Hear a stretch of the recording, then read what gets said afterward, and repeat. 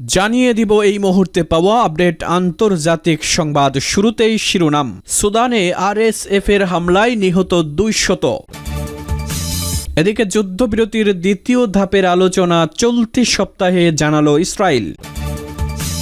এরপরে ইসরায়েল ও যুক্তরাষ্ট্র নয়, গাজার ভবিষ্যৎ নির্ধারণ করবে ফিলিস্তিনিরাই, বলছে কাতার।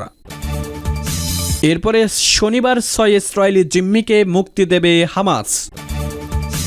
এবং সবশেষে লেবাননে ইসরায়েলি সেনা প্রত্যাহারে বিলম্ব, জাতিসংঘের কড়া প্রতিক্রিয়া। শুনলেন সংবাদ শিরোনামগুলি, এবারে বিস্তারিত।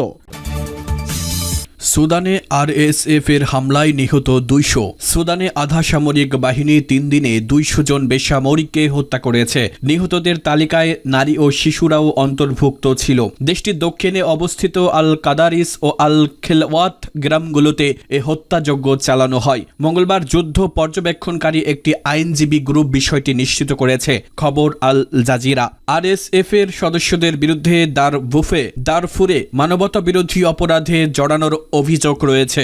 আধা সামরিক বাহিনীর এমন নির্বিচার গণহত্যাকে মানবাধিকারের লঙ্ঘন বলে তীব্র নিন্দা জানিয়েছে আইনজীবী গ্রুপটি। তারা আরও জানিয়েছে, শনিবার থেকে শুরু হওয়া মামলায় আরএসএফ হত্যা, অপহরণ, জোরপূর্বক গুম এবং সম্পত্তি লুটপাট চালিয়েছে। এছাড়াও শত শত আহত বা নিখোঁজের মতো ঘটনাও ঘটেছে।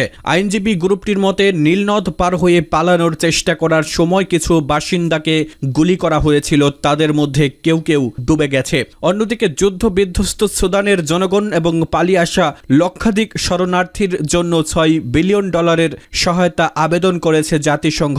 সোমবার জাতিসংঘের মানবিক সংস্থা OCHA এর শরণার্থী সংস্থা UNHCR যৌথভাবে এ উদ্যোগ নিয়েছে। দেশটির 26 মিলিয়ন মানুষের জন্য এই সহায়তা প্যাকেজের আবেদন জানানো হয়েছে। জাতিসংঘের মানবিক বিষয়ক প্রধান টম ফ্লেচার এক বিবৃতিতে বলেছেন, সুদানের মানবিক অবস্থা ভয়াবহ, দুর্ভিক্ষ চলছে, যৌন সহিংসতা বাড়ছে, শিশু নিহত ও আহত হচ্ছে, দুর্ভোগ ভয়ঙ্কর। যুদ্ধ বিরতির দ্বিতীয় ধাপের আলোচনা চলতি সপ্তাহে জানালো ইসরায়েল। গাজা যুদ্ধবিরতির চুক্তির দ্বিতীয় ধাপ নিয়ে চলতি সপ্তাহে আলোচনা শুরু হবে বলে জানিয়েছে ইসরায়েলের পররাষ্ট্রমন্ত্রী গিডিয়ন সার। আজ মঙ্গলবার এক সংবাদ সম্মেলনে তিনি কথা জানান, খবর দ্য গার্ডিয়ান। তিনি বলেন, গতকাল রাতে আমাদের মন্ত্রিসভার একটি বৈঠক হয়েছে, সেখানে আমরা দ্বিতীয় ধাপের আলোচনা শুরু করার সিদ্ধান্ত নিয়েছি। এ সপ্তাহেই তা হবে। গাজা যুদ্ধবিরতি চুক্তি 3 ধাপে হওয়ার কথা। প্রথম ধাপ শুরু হয়েছে গত 19 জানুয়ারি, এর মেয়াদ 42 দিন। তবে প্রথম ধাপের 16 দিনের মাথায় দ্বিতীয় ধাপের আলোচনা শুরুর কথা ছিল। সেই সময় পেরিয়ে গেলেও তা হয়নি। এবার দেরিতে হলেও দ্বিতীয় ধাপের আলোচনার ঘোষণা দিয়েছে ইসরায়েল। যুদ্ধবিরতির প্রথম ধাপে 33 ইসরায়েলি জিম্মি মুক্তির কথা ছিল। এখন পর্যন্ত 19 ইসরায়েলিকে মুক্তি দেওয়া হয়েছে। আগামী শনিবার আরও 6 জনকে মুক্তি দেওয়ার কথা জানিয়েছে হামাস, আর 8 জন মারা গেছেন। মৃতদের মধ্যে 4 জনের মরদেহ আগামী বৃহস্পতিবার হস্তান্তর করবে বলে জানিয়েছে হামাস।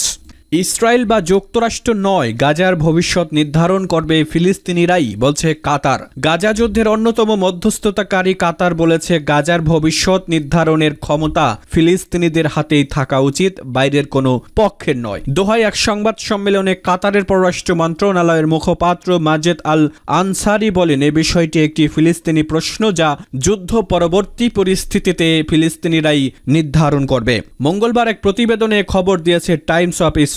মাজেদ আল আনসারি আরও বলেন, এটি ফিলিস্তিনিদের নিজস্ব সিদ্ধান্তের বিষয়। যুদ্ধের পর গাজায় কি হবে এবং ফিলিস্তিনিদের আনুষ্ঠানিকভাবে কে প্রতিনিধিত্ব করবে, রাজনৈতিক পরিমণ্ডলে কোন দল বা গোষ্ঠী সক্রিয় থাকবে, সেটিও তাদেরই ঠিক করা উচিত। কাতারের এই বক্তব্য এমন সময় এলো যখন ইসরায়েল বারবার গাজা থেকে হামাসকে উৎখাতের ঘোষণা দিয়েছে এবং যুক্তরাষ্ট্র অঞ্চলটির ভবিষ্যৎ প্রশাসন নিয়ে নানা প্রস্তাব দিচ্ছে। কাতারের এই অবস্থান ইসরায়েল ও যুক্তরাষ্ট্রের পরিকল্পনার সঙ্গে স্পষ্ট বিরোধিতা প্রকাশ করছে।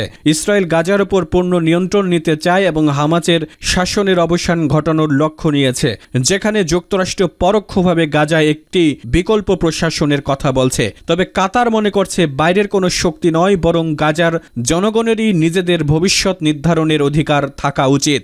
শনিবার 6 ইসরায়েলি জিম্মিকে মুক্তি দেবে হামাস।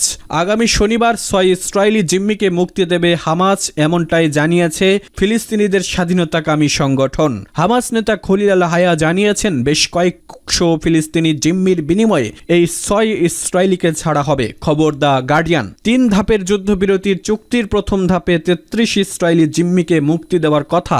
এর মধ্যে 19 জনকে এখন পর্যন্ত মুক্তি দেওয়া হয়েছে, 8 জন মারা গেছেন, বাকি 6 জনকে আগামী শনিবার মুক্তি দেওয়া হচ্ছে। সবশেষ গত শনিবার 369 ফিলিস্তিনি বন্দির বিনিময়ে 3 ইসরায়েলি জিম্মিকে মুক্তি দিয়েছে হামাস। আন্তর্জাতিক সংস্থা রেড ক্রসের মাধ্যমে তাদের ইসরায়েলের হাতে তুলে দেওয়া হয়। গত 19 জানুয়ারি ইসরায়েল ও হামাসের মধ্যে যুদ্ধবিরতি চুক্তি হয়। 3 ধাপে এ যুদ্ধবিরতি।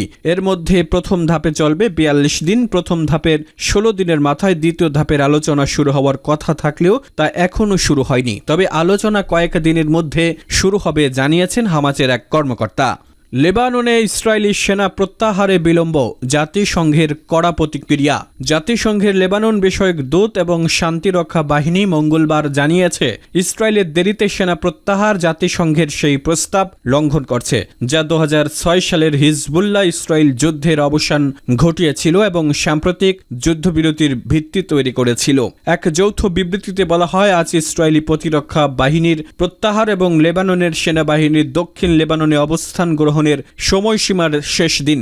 এই প্রক্রিয়ার আরেকটি বিলম্ব আমাদের প্রত্যাশিত ছিল না, বিশেষ করে কারণ এটি জাতিসংঘ নিরাপত্তা পরিষদের 1701/2006 নম্বর প্রস্তাবের লঙ্ঘন। মঙ্গলবার ইসরায়েলি বাহিনী দক্ষিণ লেবাননের প্রায় সব এলাকা থেকে সরে যায়, তবে 5টি কৌশলগত অবস্থানে রয়ে গেছে। এতে ধ্বংসস্তূপে পরিণত হওয়া সীমান্ত গ্রামগুলোতে বাস্তুচ্যুত বাসিন্দারা ফিরতে শুরু করেছেন। কফর কিলায় ফিরে আসা আলা আল জেইন বলেন, পুরো গ্রামটি ধ্বংস হয়ে গেছে, এটি একটি ধ্বংসস্তূপে পরিণত হয়েছে। অনেকে ধ্বংসপ্রাপ্ত ঘরবাড়ি, কৃষি জমি এবং ব্যবসা প্রতিষ্ঠান ফিরে পেয়েছেন। 1.5 বছরের সংঘর্ষের মধ্যে 2 মাসের পুরোদস্তর যুদ্ধের পর 27 নভেম্বরের যুদ্ধবিরতিতে এ অবস্থা তৈরি হয়েছে।